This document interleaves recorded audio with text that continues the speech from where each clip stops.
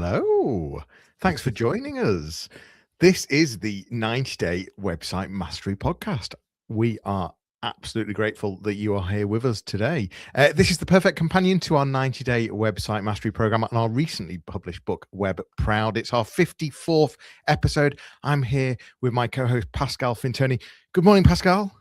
Good morning, and thank you very much for joining us live or on replay. It's been a while. We've been busy. We've been out and about, delivering actually our first Web Proud in-person masterclass in Leeds as well. I still have very fond memory of the event and the lovely people in the room as well. And in fact, in fairness, Jonny, today's episode is entirely inspired by the many conversations we had about websites, AI overviews, and the new SEO. So looking forward to our conversation. Yeah, for sure. It's AI and SEO in 2026. Are you sharing too much? And Google's new rules explained. Of course, we have 4 segments in all of our episodes. We have the You Ask, We Answer, where you've submitted a question from our community and we explore that. We've got the website stories, where we found perhaps an article or a video and we dissect it and see what we can learn from it.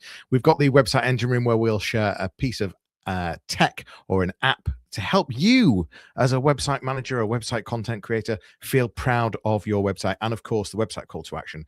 Every piece of content has to have a call to action. So it's the one change or adjustment that you could be making right now to your website. Yeah, it was the workshop that we were doing was all about Notebook LM, wasn't it? And well, that's just yet another tool that we absolutely love. Yeah, it was. You enjoyed delivering that workshop, Pascal? Oh, yeah. Well, I think there was another reason. One was rather symbolically almost 10 years to the day when we first met in Leeds. So there was a bit of a anniversary celebration of you and I, Jonny, meeting 10 years prior to it was actually called a mastermind day called How to Get More Inquiries from Your Website. So we're going back to 2016, which is quite incredible. And then our journey leading to being back at the lovely venue called The Studio in Leeds, to talk about Notebook LM and website, how to use the assistant to critique your website, give you some recommendations, and actually to be also a creative thinking and content creation partner. 6 hours of kind of hard-hitting tactics, and it was delightful to really have all that time. It was the light bulb moments that I saw across every table when they started seeing some of the output that they were getting and how relatable it was to their audience and their business. It was a great day. Okay, let's start with our first segment. You ask, we answer.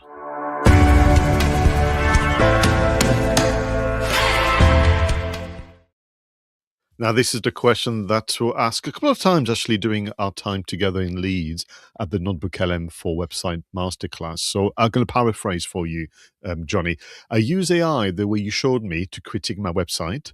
Should I worry about sharing my website tactics with the large language models and my competitors? What say you, Jonny Ross? Well, as a business owner, I think we do have this automatic default that we don't want our competitors to know anything. And, we're really protective. And I think that our default is actually just a bit too, we need to sort of lower our default, I think, and I think we go to it far too often. I think there's certain things that are really intellectual property of a business and no question.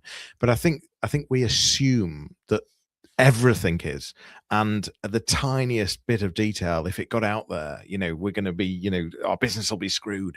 And I just don't think it's like that whatsoever. So I think the first thing is the way we think about it is that we just need to change our thinking here, because you've got to weigh up the pros and cons. And actually, what really is going to change if some kind of machine or someone saw that. However, also there's privacy settings. So, you can choose the right privacy settings. You can go for paid plans, and so I think it's about having a look at your going into the settings and making sure that you're ticking the right boxes, making sure that if you've got the option of a free plan or a paid plan, well, you don't get a free lunch, and a free plan, basically you are giving your data, whereas on a paid plan there is lowering the risk. Pascal, there's also cloud LLMs. You've got a bit more experience with that. So is it Copilot that you were talking about that you'd Yeah, take into it? Thank you, Jonny. I've done a lot of work, particularly in public sector, where there's all different levels of safety and security with data and more. But I think I would agree with you, which is what is it that people will find out that is truly going to give you a disadvantage and them an advantage? And I think if you use a logic, Jonny, what is the likelihood of a competitor having the time and inclination to ask an LLM? Or by the way, tell me more about Jonny and these kind of practices on AI. I just don't think it's going to happen. Now, but I would agree with the word tactic, though. So, if you go from a critique that is using essentially that public knowledge out there, all that amazing content produced by others like Jonny and Pascal, and you get to the point where you want to then act on the critique, yeah, maybe actually would be good practice, leading to a future where the AI platforms are perhaps used more to move away from using these insights and moving into a platform like Notebook LM, which give you almost like a ring-fenced environment with information, or to use into the Microsoft 365 version of Copilot and all the different sectors as well. So I have some sympathy with the idea of if I'm going to get tactical and come up with a campaign that is unique to me, maybe actually pure psychology, I'd rather work in a private room. And I would say, yeah, by all means, use Notebook LM and Copilot Microsoft 365. But it remains, though, that the likelihood of you having something so unique that you're going to literally make Claude or Copilot better, and for your competitors to actually say, you know what, let me spend my precious time in asking what Jonny's been up to on AI. I just don't think it's going to happen. So I would agree, lower the bar, because otherwise you're going to move into hesitation as opposed to action, and this is really important to us. Yeah. Yeah, I think there's three threads here. There's the thing of the mindset. So really, really challenging the mindset on whether you can share something or not. I think that's the first thing. Second thing is check all your settings, of course, and it's very easy to make sure that you are ticking the right boxes, and then use tools that actually are private and are in private places. And of course, I guess the fourth bonus one is don't share things that actually you shouldn't be sharing. So client data, financial data, etc., etc. And just be cautious about the things that you should be cautious about. That's the point, isn't it? Be cautious about the things you should be cautious about, and don't worry about the things you actually don't need to worry about. That's what I'd say. The biggest worry, Jonny, would be that actually the manner in which you are inviting your assistant to help you it gives you superficial recommendations and superficial critique. So we worked very, very hard, didn't we, with the Notebook LM4 website masterclass to give people advanced AI briefings. Yeah. Because by default now, and ChatGPT, I think, is the first one to be guilty of that. By default now, the platform are giving very superficial, simplistic, populist answers, as opposed to kind of more thought-provoking, kind of motivating answers. So I think to me that's more the real problem, which is that you're going to get plain kind of pedestrian answers, and you're not going to get really the right kind of level of support. That would be my major concern. Yeah, the more context, the better the output. Mm-hmm. Great question. Thanks for bringing that, Pascal. And hopefully that removes a block for some people to start getting a bit more help towards how they could improve their website. Let's move to our next segment, which is website stories.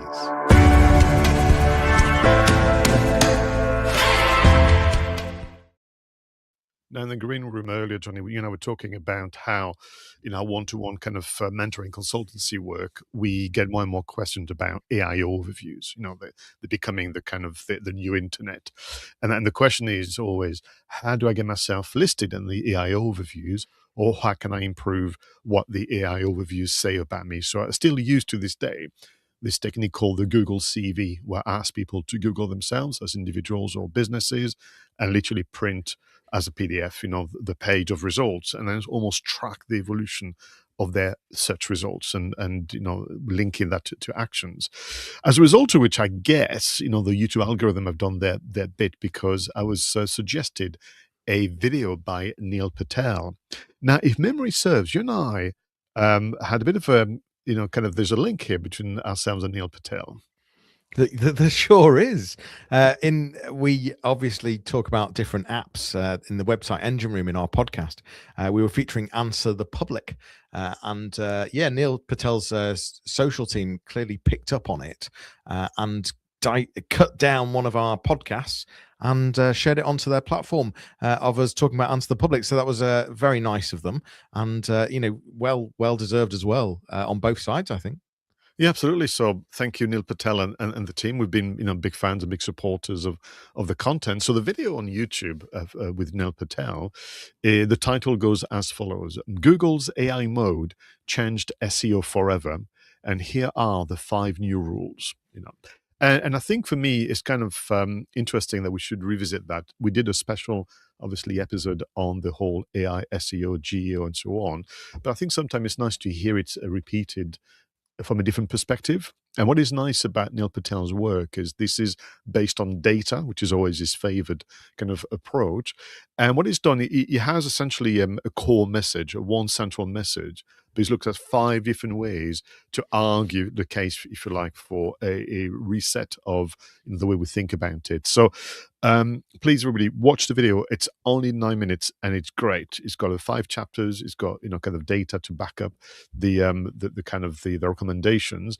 But in terms of the core message, is this idea of moving from a traffic economy or a traffic centered mindset of this is how I'm going to get more success and grow my business, moving from traffic to citation. And that has to be the core message. And kind of Neil is explaining is that as more and more AI overviews come to the fore, it is only natural to ask the question, what have you done to be credible enough and trustworthy enough for the AI machinery to select you and not your competitor? And essentially the central question is, what have you done for the past few years, the past few months and the past few weeks to build your authority using citations? That is to say, your business, your as an individual, and your expertise is being cited on other platforms. And what have you done by extension in terms of your guest contribution as an activity? So he moved through 5 key elements. I love the titles. He calls, there's another one called the complexity moat. This idea of putting together a defense, a barrier around your content strategy, because you're going to choose to go for complex and long questions, if you will. So we're saying is using data. If a customer is putting a short query, the likelihood of the AI overview, including sources, is in the realms of 23%. So otherwise, you just say, here the answer, and stay on Google or stay on Bing or whatever. If, however, the user is using 6, 7 plus words, then the likelihood of having a citation, let's say your business, your blog, your kind of podcast and so on, goes up to 77% of chance of the likelihood of having a source being mentioned. So the question Neil is asking us is, what have you done to be answering more specific, more nuanced, complex questions, as opposed to going for the keyword research, 3 words, therefore that's what I use, So that's kind of interesting. He kind of reinforces the message about the zero-click reality, which I think you've mentioned many a time. So asking, what are you doing as an entity? What are you doing as marketing pros to educate your colleagues that we can no longer use clicks and traffic figures to measure, the success of our campaigns? We need to look at trust. We need to look at citations and that kind of things. Then he has a lovely, lovely term he calls the authority tax. Authority tax. And what he's saying is that the old SEO is still working. You must crack on with that. But that's your baseline. That's the price of entry. And then from there, you have to build on that. So, what are you doing? And he gives 4 key actions there.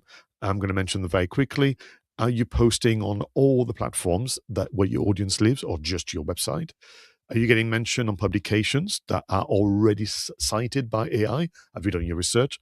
Your advice from the get-go, Jonny, are you building schema markups as part of your website management?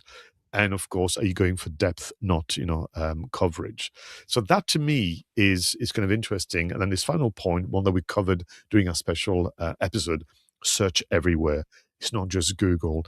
People can search on social networks. They can search on forums. They can search in the App Store. They can search everywhere. So searching is almost going to become the, I would say, the new way of thinking about it. It's not going to be about Googling it. It's going to be about searching it and opening your mind to possibilities. But I'm going to close on this by saying, listen, everyone, if you've been following Jonny and I for the last 10 years and more, we've been saying this for many years now. We talked about experience, we talked about expertise, we talked about authority and trustworthiness, the infamous EEAT. Yeah, a great summary. Really solid advice there. I'm really glad you've highlighted this video, to be perfectly honest. It does get summed up by EEAT, Google's measure of whether content is worthy or not. And the beauty is, I've said this in workshops, you could go to your favorite AI tool and you could, copy some content into that AI tool and say, look, how's the EEAT on this? How could I improve my EEAT? And whether you understand what that means or not, within a few seconds, you'll start understanding what it does mean by using a tool. But yeah, I love the recommendations. I like the idea of building a complexity moat around your content. Great idea. So I typically would talk about keyword clusters. So you have a cluster and then you create lots of clusters of content around that. You need to become the expert in that. And no longer just going for a short keyword by any means. It's about being dominating in a topic and really demonstrating your skills in that topic by being really helpful, really resourceful, really knowledgeable, showing expertise, showing authenticity within that topic, and really sort of going quite deep into it. The old SEO is still really important, making sure that you've got the content marked up using schema, making sure that you're posting not just on your website but where your audience lives. I love that as well. And lastly, you talked about the shift that it's not all about just Google. It could be anywhere. They could be searching in Spotify. It could be anywhere. And I've sort of made this apology now that whenever I say the word Google, I pretty much mean any search engine, from eBay to Vinted to Spotify to Claude. It could be absolutely anywhere. So I love that. Really, really solid tips. A great one for this segment. Thank you, Pascal. My pleasure. And thanks again to the team at Neil Patel for the shout out as well. Whilst we've been on, Simon Raybold was asking about, we've talking about AI reviews of websites. Can we do, you missed it and you just wanted to point it back. I think we were probably referencing using it in Notebook LM and getting AI to review your website, being a critique for your website. So it's all about sort of taking your website URL and saying, look, acting as a website manager, what are the 3 things that I could do better on this website to get better engagement, etc. Of course, we shared some more advanced prompts, but just that's as a sort of in fact, sorry to jump in, Jonny. Simon being such a good friend of the show, I will email you, Simon, the prompts we use on the day. So there we go. Well, there we go. And that is why it's worth mentioning and commenting whilst we are live on our show. Although if you're listening on the replay, you're very welcome. We love you that you're being here, and thank you for joining us, whatever time of day or whatever day of week it is for you. We are glad we are with you right now. Let's move on to our third segment, shall we? The website engine room.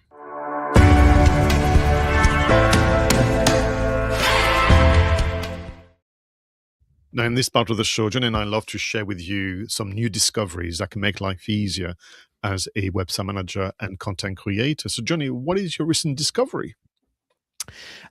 So this is working with many Shopify websites, e-commerce websites, and I'm seeing more and more subscription-based products.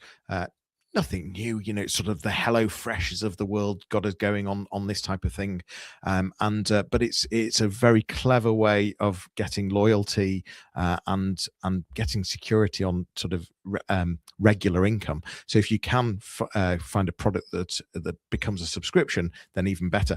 The point being is that there's an add-on for Shopify called Loopwork.co.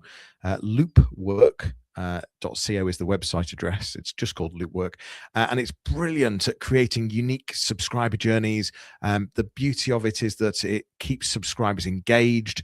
It's very, very clever at if someone wants to cancel a subscription, it is so clever at challenging them and really trying to keep them and trying to what we would call squeeze them into staying. So whether that be offering some kind of discount throughout the process, it's really clear. It's not just like a cancel and then it stops. It's like, are you sure you want to cancel? What about if we offer you this? What about if we do this? And it's like that thing to sort of really keep your subscribers subscribing to your product. So yeah, if you've got a Shopify website, you've got products that can turn into subscriptions, or even you've got subscriptions right now, have a look at Loopwork. I think it's got some really clever things inside it, and all I've seen is it increases revenue and the bottom line. And the example they share on the platform, because I had a quick glance, is obviously product based. But I reckon the logic will work for any form of subscription. It could be a newsletter, it could be part of a community, it could be anything, And I think it's back to this idea of there's so much to do and think about for all of us that to get a bit of support from experts like Loopwork, I think it is excellent. So I suppose, I did share with you that it's been fascinating for me to spend more time recently to talk with my clients on website plus AI overviews. And as a result of which, what I've discovered is that some of us have perhaps have been a bit negligent with the search engine optimization principles, because this is a foundation. And as I was reminding people about the key principles, I was then reminded of the tools that for a while I used to use all the time, Jonny. And it's going to come back and go, do you know what? Maybe almost like I've got a crate full of old cameras and all sorts that I don't use anymore. But I'm a hoarder. I can't, much to my wife's despair, I can't get rid of anything. So I was thinking, maybe I should come back and dust off literally the tools that were so important to us. So I'm going to take you back in time, I'm guessing, Jonny, to a platform called Moz, M-O-Z. And what we used to do, so we used to do the exercise or the Google CV. So we used to say to people, Google yourself, you as an individual, you as a business, print as a PDF the page, and then go back once a quarter and look at the evolution of your search results. But within that, what you can also do as a baseline is to understand actually how well regarded you are from an authority point of view. And Moz, for many, many years, and still to this day, are still offering free of charge the domain authority checker. And what this will allow you to do, you just have to copy and paste your website address, and will give you a score, which is a barometer. It's not an exact score. It's not like anything, but it gives you a sense of where you are today. The score out of 100. So to give you an example, the BBC I think scores 95 out of 100. So nobody's got 100. But where are you? Against maybe competitors? What are your best performing pages? What are your best performing keywords? And can you just have an understanding of your current position today? Then almost ignore it. Get on with the work that we've mentioned many a time, and then maybe 3 months later check it again. And ideally, what we should see is that your domain score has gone up a few points, and some of the pages are performing a bit better. So you could see evidence of your work. And there's a reason why I'm bringing this up, Jonny, is because we're going to see less and less evidence of clicks. We're going to see less and less evidence of traffic, and all this kind of very reassuring triggers, a bit like social media. We don't get as many likes, comments, and shares, but it's kind of working still. We have to have faith in that. So I think that'd be a lovely way to maybe go back to older SEO tools, but actually they are so very powerful. Yeah, it's a great way to have a really quick guide on how you're performing. And by the way, if you do put your website in there and you see a really low score, I'd suggest that the average website out there, if there is such a thing, is probably only around sort of 20 to 25 out of 100. So don't Correct. get too disheartened if you see a really low score. And in fact, actually, a really low score is quite easy to start increasing. Once you get the higher up the ladder, the more difficult it is to climb. The way the scores are measured. So going from sort of 10 to 20 is achievable. Going from 30 to 40 is actually really difficult, and the higher it goes, the more difficult. So, but as a gauge, as a sort of line in the sand and a bit of a benchmark, it's a brilliant tool that we probably do forget about. But it's a nice little, I like it. Good benchmark. Let's move on to our final segment, which is the website call to action.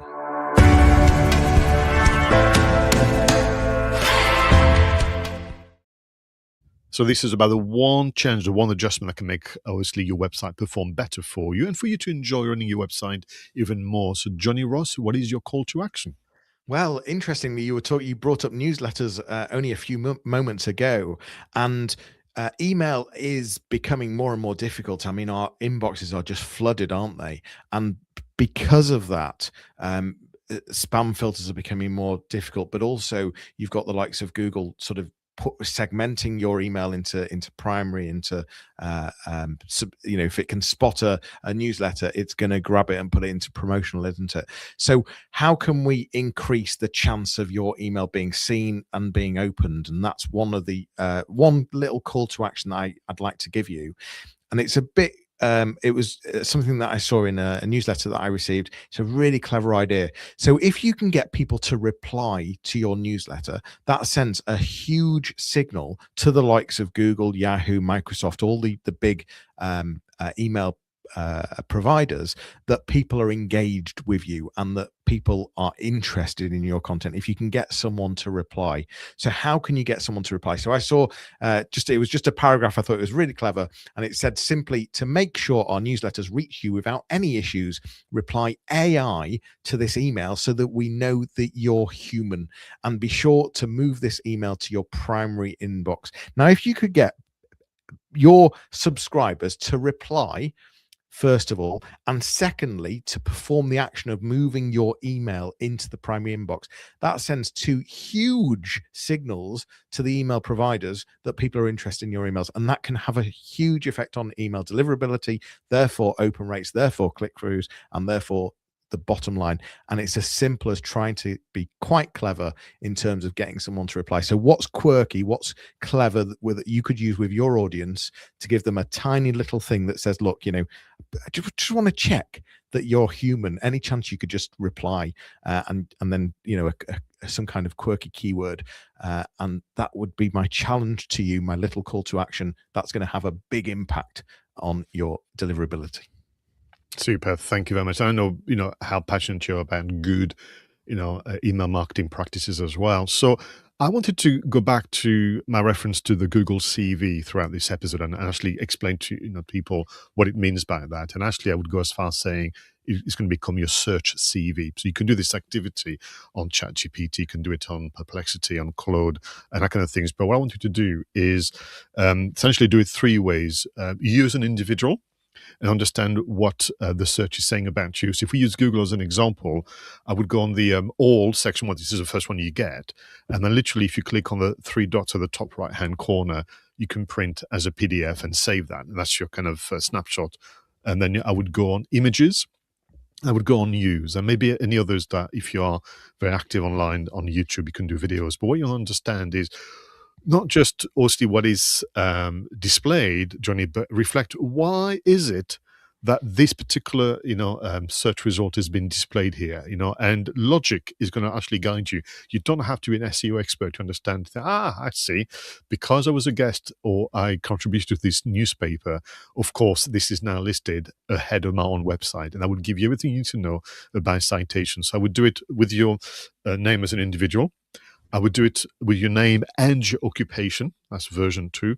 And I would do it with just your business name, because these are the three ways people will look for you. Now, people understand, Pascal, there's a fourth way, which is where they just look for my services. They don't know my name. They don't know my business name and so on.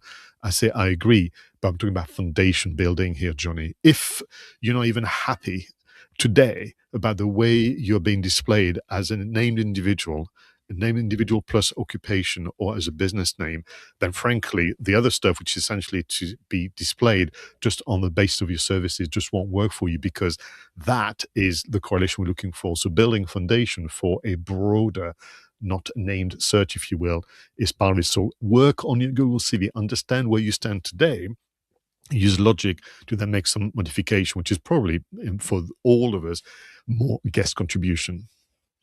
Yep. A bit of brand reputation management, isn't it, as well? So Google those three things that Pascal was mentioning. Take a snapshot, and I agree. You don't need to be an expert in SEO to start understanding what needs fixing and what needs changing. And we're basically telling you to dominate that first page with some clever tactics. Well, what another great call to action and a great episode. We've covered well, it's been quite AI heavy, but also Google CV heavy as well. So, think about your privacy settings, but don't overthink it. So worry when you need to worry, but don't over worry, and make sure you've got your settings right, and if you are worried, use a private cloud environment. So something like Copilot or something like Notebook LM. We've talked about how to increase your AI visibility in tools with the great YouTube video that Neil Patel did, and a couple of great techniques in the website engine room from the Shopify Loopwork app for subscriptions, and of course the good old Moz domain authority checker, and a couple of great call to actions. Thank you, Pascal, for a delightful 54th episode. Yes, it was lovely to reflect and relate it to our lived-in experience of hosting the masterclass in Leeds. I hope that we get the chance to do it again, because it's all part of the Web Proud movement. We'd like this year really to be the year where people feel proud of their website again. For sure. That is a wrap of episode 54 of the 90-Day Website Mastery Podcast, your audio companion to the 90-Day Website Mastery Program. Thank you so much for joining, whether it was live on LinkedIn or YouTube, or whether you're catching us up on the replay, whether that be a video or whether that be audio and we're in your ears right now. Thank you for allowing us to. And please give us feedback. Reach out to us on social, but also perhaps leave us a review on Apple Podcast. That would mean so much to us. For more information, visit 90daymarketingmastery.com, where you can book a discovery call with either myself or Pascal. It's goodbye for now. We'll leave you with a fun video and audio montage to enjoy whilst you review your notes and actions. And we'll see you on the next episode. Take care. Bye-bye.